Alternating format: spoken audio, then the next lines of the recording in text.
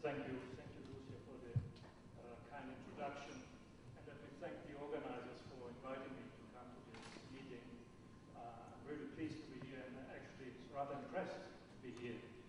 Coming from Europe, we are not used to such large national meetings with, by the way, so many young researchers. I'm really impressed by their participation that I've seen. I just arrived yesterday, but it was already quite a lot for me to see. So thanks a lot for inviting me, and let me first of all apologize for my English presentation. Even though I'm Italian and all Italians pretend that they speak perfectly Portuguese and Spanish, I will not dare to tend here my Portugnol or my Italiano Portugnol. So I will very much count on the help of the translator. Thank you very much for allowing me this. And I will give my talk in English, hoping that then everybody of you can follow. So as was said already by Lucia, I worked at the European Commission. European Commission is the governing body of the European Union, where I'm in charge of soil-related activities. But the title of my presentation is not dealing with Europe, it's dealing with a global perspective on soil mapping. So I will give you a global perspective, so bear in mind I'm coming from a regional organization dealing with European perspectives. So I will try, of course, to put on my head as a global perspective, but keep in mind my view is sometimes maybe too European. So putting soil mapping in a global perspective, of course, needs first of all to understand soil mapping and understand what is the current global perspective. So I will try in the short time to give you a few highlights of what the perception is currently at global level and what soil mapping can be and what can become in the near future. So first of all, when we talk of soil mapping, we need a little bit to think about why on earth do we want to do soil mapping. We are all soil scientists that love to collect soil data. It's the thing we do because we think it's necessary to be done and because we are interested from a scientific point of view. But if we want to talk soil mapping from an operational point of view, we need to understand that there must be also users and interested organizations beyond just the soil science community. Now, the actual information need for soils can be distinguished according to the level and the scales that we want to map. If we want to address soils at global level, we must identify who is interested in global soil data sets. Well, if you look at global level, the community of stakeholders that is actually interested to get global data is relatively small. It's essentially the community dealing with global governance, particularly the UN bodies dealing with governance issues that are related to soils. For example, the UN FCCC, the United Nations Convention on Climate Change. You know that soils and climate change have a strong relationship, as well, for example, the Convention for Biodiversity. Also, biodiversity is a relevant topic for soils. There's a lot of biodiversity below ground. Of course, the UN Convention to combat desertification. The desertification has a close relation with soils. So there are different bodies at global level that are interested to get global soil information, and I will come back to that because this is actually the essence of the whole talk. But we should not forget, if we address soil data and information globally, actually the core of the data usually is collected at national level. So who is interested in soil data at national level? Well, usually this should be the governments who use soil data for planning purposes or use them for identifying areas at risk for different threats. We saw just in the previous presentation some of the possible threats that can occur, landslides, soil erosion, and so on. And then, of course,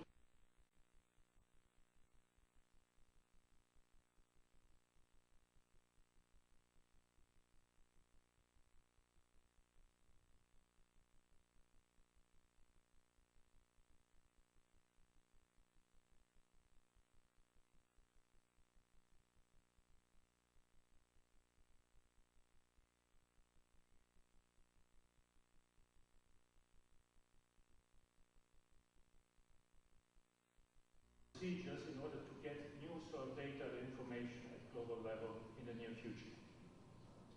Of course, the implementation of this will happen then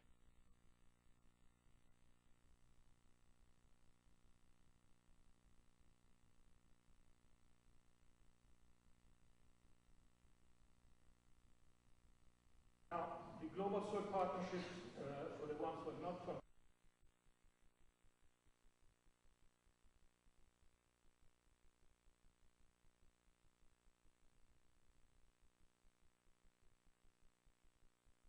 like Germany, which is shown here, which is a federal country, then the collection of soil data is delegated at the regional level, so the lenders, the regions that form up the federal state. I suppose in Brazil, which is also a federal country, is probably the same. But building a coherent system at different scales with a scale transfer methodology is crucial in order to have a coherent picture at global level together with a basic data collected at very local level. And of course, the users will be very different at the different scales, and of course, the frameworks that we can use in order to collect this data are very different. We talk here in this talk essentially about the global perspective, so I will spend a little bit more time about the global framework, and particularly about the global soil partnership, because this is the current global framework that we are very much supporting and currently developing together with FAO. I'm sure that the colleague from FAO will give you more details about that in his presentation. I will give you a few highlights of what more recent development, particularly in relation to the issue of data collection and soil mapping. Now, the Global Soil Partnership, for the ones who are not familiar, was an initiative that was initiated by FAO a couple of years ago and is now in its full implementation phase, and we consider that the framework for all of us to work together in soil-related issues at global scale. It's made of partners, and you may wonder, who are these partners? The Global Soil Partnership was designed to be open to everybody, so all organizations and institutions interested to join are encouraged to join this voluntary partnership to work together at global level on soils.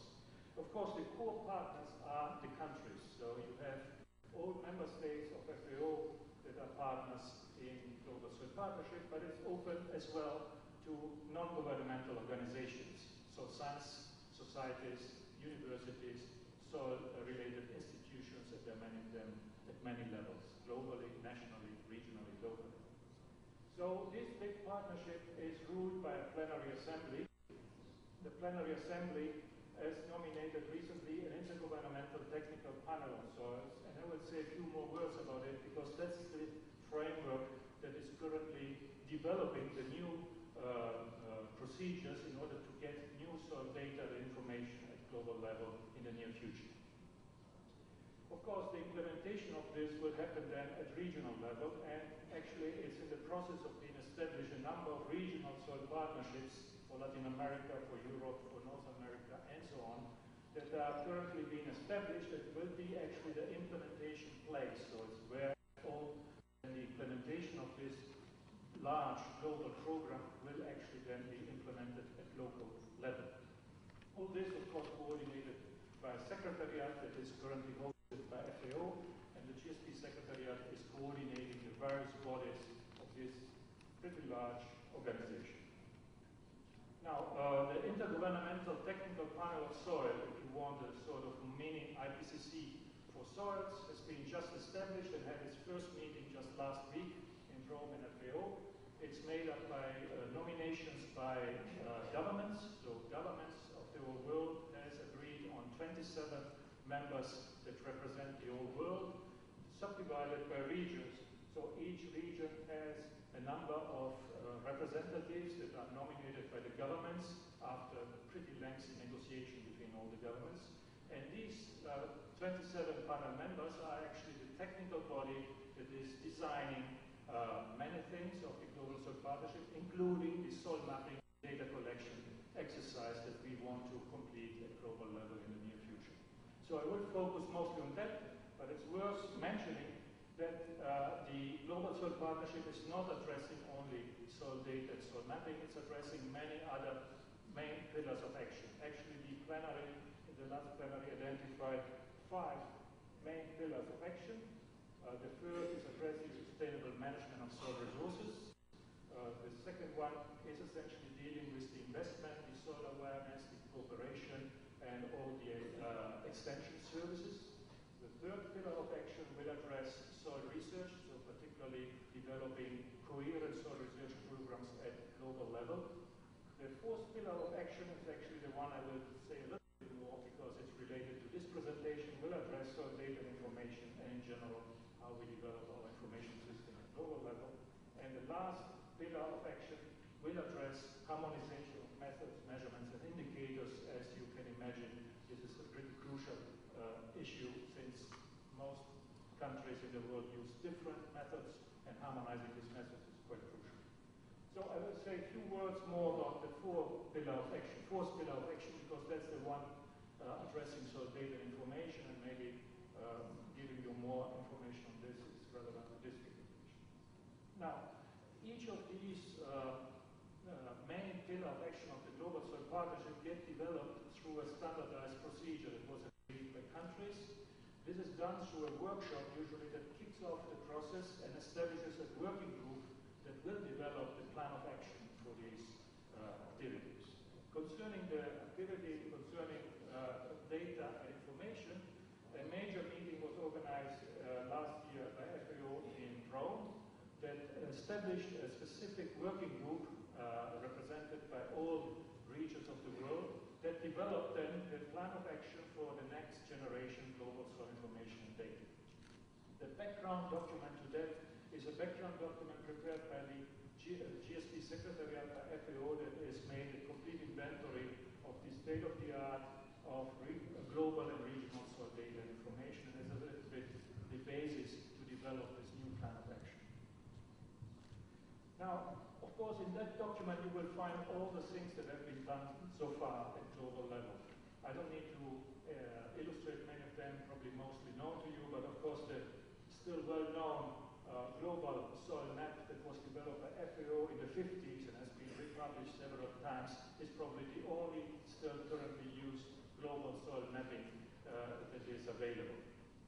This map was then revisited recently through an initiative by a series of organizations, including the European Commission, the Chinese Academy of Sciences, the FAO, and IASA, and others, and compiled the new Harmonized World Soil Database. This is a compilation of data sets coming from different sources.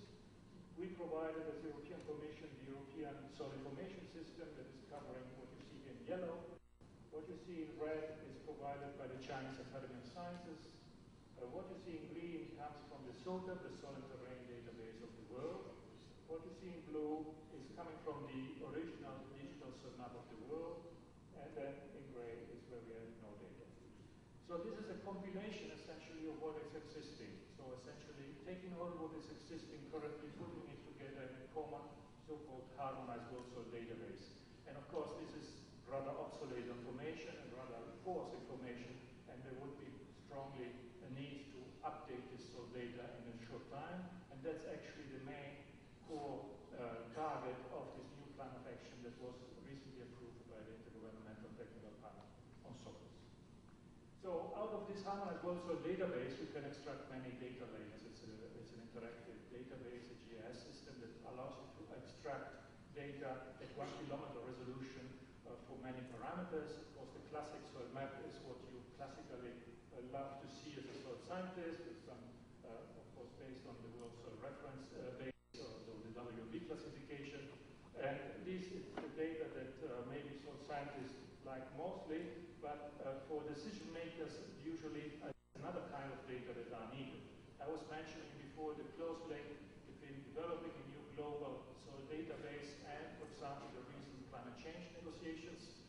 We would need, making progress in inserting soils in the climate change negotiations, a much more accurate and reliable estimate of the distribution of global soil organic carbon. What you see here is the distribution of the soil organic carbon density at global level based on the Harmonized World Soil Database with some updates done by the European Commission. This is actually the most accurate data set that you can currently have for soil organic carbon, and you will agree with me that it is rather coarse and probably rather obsolete and inaccurate in many areas of the world. Now, another topic has been also that there were initiatives launched many years ago. For example, FAO launched in the 80s a program called SOTA, Soil and Terrain Database, to complete a new global coverage with a new technology called Soil and Terrain database that would compile a database looking into terrain components together with soil components, and that was launched in the early 80s. Now, 30 years after this initiative, we are still at this stage. This is from 2007, but actually nothing happened in 2007, so it's still what you see here. Essentially, we never achieved the global coverage. And this is simply because some countries never provided the necessary data to complete this. Actually, we in Europe are now committed to complete our European bit, hopefully by end of next year. So this was another attempt that we should take into account. But all this, of course, didn't lead really to a new data set and something that we can use in a reasonable time frame for the really urgently needed new information. So there was a new initiative initiated actually by a consortium of institutions that you see here in the bottom, including also from Brazil and RAPA, and us as the European Commission, who have a new global soil map compiled with new technologies using digital mapping techniques in a very detailed way. Actually, the high resolution final product should be a product at 100-meter resolution. Of course, it's a very ambitious project, but very much needed, because as I said, we need timely, updated, high resolution soil data. I will not say much on this, because I'm sure that other presentations during the week will give more detail, but of course, providing the specifications to this new product, which will be a product at 100-meter resolution, providing data at different depths for the whole globe, is very ambitious, but also very interesting, and we hope that this can be completed in the new framework that I'm just presenting. Now, as I said, many data are existing in the world at different scales, national, regional, global scale, local scale, and we need to have a system that facilitates the collection of this information and puts it together into a common system, something that you can access and you can contribute to in an interactive way and that allows to integrate these various data sets. There's been an initiative to develop such a global soil information facility by Palestrante, which I think could be a very good tool, and it's been endorsed recently also by the Intergovernmental Technical Panel on Soils. And so this could be a framework, which of course now I don't go into all details given the time constraints, but a framework that would allow to integrate data from different origins and different sources. Of course, it's important that we maintain a distributed system. This is because data ownership is something very critical. Data producers usually don't like to give away the data just like this. They like to be co-owners of the final product. So we need a distributed system. And with nowadays existing informatics technology, you can have a distributed system with different nodes, and these nodes would receive data from different providers that then would be made available through an harmonization steps through a common also data portal where you can access and get the necessary data. Of course, this should then integrate the various already existing regional systems. We have in Europe a European soil data center that could be linked to that. You are developing here in Latin America a very new and very important system, which is this soil information system of Latin America. And the same for Africa. We have the African soil information system in development. But just as a few examples, there are many more that could be linked to this distributed structure over the nodes.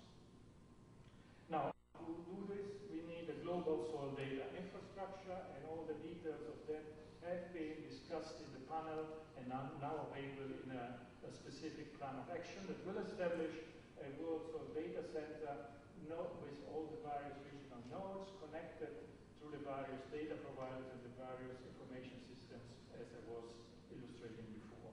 I was maybe a little bit quick, maybe then if there are questions I go into details, but it would take a rather long time to go into all details of this rather complex system.